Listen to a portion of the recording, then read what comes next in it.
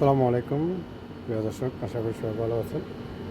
রাত 12টা, এখনও ডিউটি বা কাজ করতে হচ্ছে।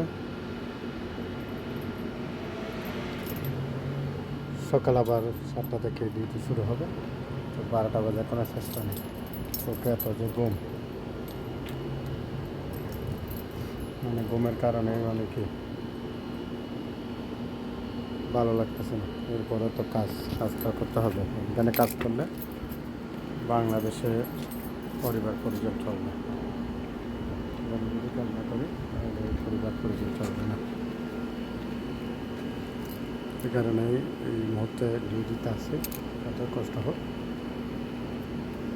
কারণ এখানে তো ডিউটি ছাড়া আর কোনো উপায় নেই, রাস্তাও নেই।